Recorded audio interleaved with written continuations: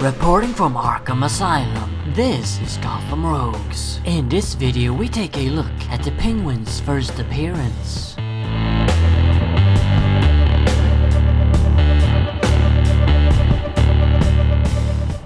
The Penguin made his first appearance in Detective Comics number 58, which was published in 1941. Batman creators Bill Finger and Bob Kane did this story, which doesn't actually have a title. In those days that was in fact quite common. Anyway, in this story the Penguin is a new strange character in Gotham City who pulls off an art gallery heist to impress a local mob boss. The gangster lets Penguin join his crew, but it soon becomes apparent that the old boss is redundant, as it's now Penguin with his brilliant mind who more or less runs the gang. The Penguin then kills the gangster and officially takes over the organization. Naturally, Batman is on the case, but Penguin proves to be more devious than any other opponent the Dark Knight have faced, concocting a frame-up of the Batman. It's now up to the masked manhunter to not only clear his name, but also bring down the Penguin once and for all.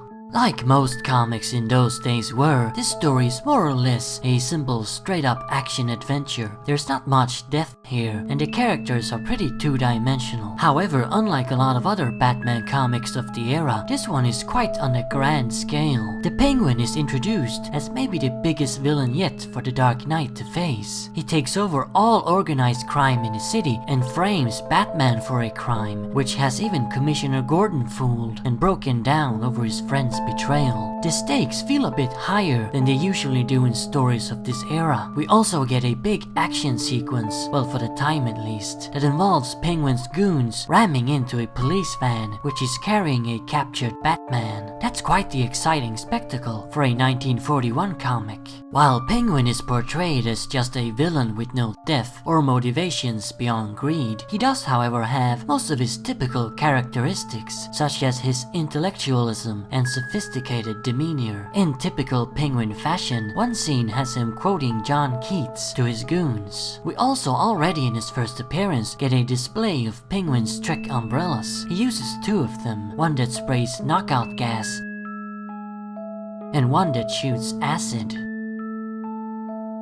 So if you thought he started out with simple things as just bladed umbrellas, you're wrong. A few things that are not here, however, include his real name, Oswald Cobblepot. When he frames Batman to the police, he claims to be a Mr. Bonyface, but that's probably only intended to be an alias. However, he's never called anything else than the Penguin. There are no birds around either. In later comics, birds would be Oswald's big theme and gimmick. He always surrounds himself with his pet birds, and sometimes uses ferocious birds as weapons against Batman. Penguin's crimes will often also be centered around a bird theme, such as stealing a valuable Fabergé egg. There's none of that in this story though. This comic also makes a big deal out of Penguin being a silly-looking character. Due to his comical appearance, he's underestimated by both Batman and the mob boss who took him into his crew. That's a theme we see a lot of still to this day, and it's interesting that it was there at the very beginning too. His silly design is in fact intentional and intended to be one of his greatest weapons. So if you think Oswald is a goofy looking fellow, well, he's supposed to be.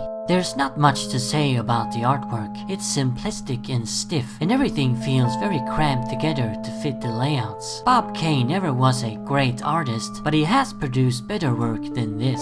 In conclusion, this is not one of the best Penguin stories by any means, but it is a decent introduction of him that effectively set the stage for him to become one of Batman's biggest foes. So there you have it. That's the Penguin's first appearance. Remember, Arkham Asylum awaits you in the next video.